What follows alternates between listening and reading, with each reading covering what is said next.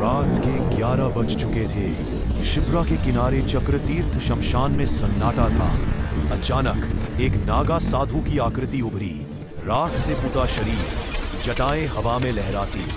वो एक लाश के पास बैठे थे, लेकिन उनकी आंखों में डर नहीं, सिर्फ एक रहस्य था। क्या वो मौत को हंस रहे थे या मौत उन्हें कुछ बता रही थी? ये थे बाबा बम नाथ। लेकिन उनकी कहानी कहां से शुरू हुई? क्या आप तैयार हैं उस अंधेरे को देखने के लिए जहां भक्ति डर बन जाती है? 20 साल पहले एक साधारण युवक था, नाम था रामू। उज्जैन की गलियों में रहता, लेकिन एक रात सब बदल गया। उसकी आंखों के सामने परिवार की आहुति हो गई आग में। वो भागा, छिपा, लेकिन एक आवाज ने उसे बुलाया, बम बम आजा। क्या वो आवाज महाकाल की थी या किसी श्राप की?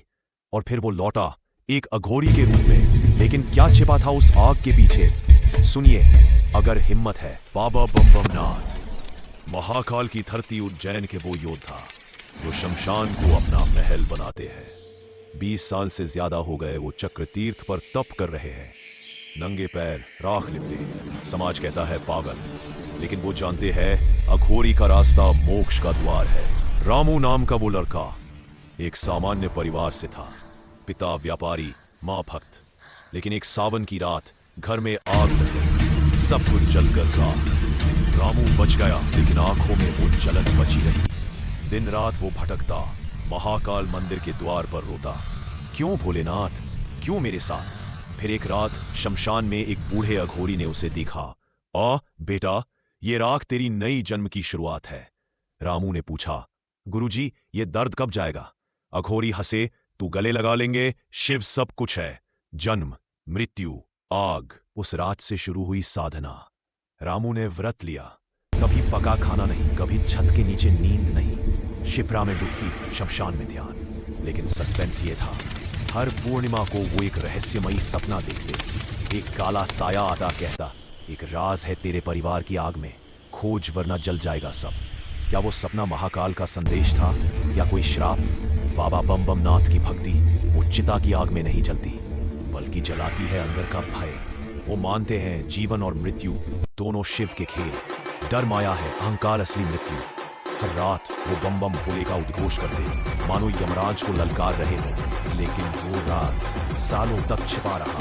बाबा ने महाकाल की शाही सवारी पर करोड़ों खर्च किए, फूल, आतिशबाजी, सब। पुजारी खुश, लेकिन जलन भी।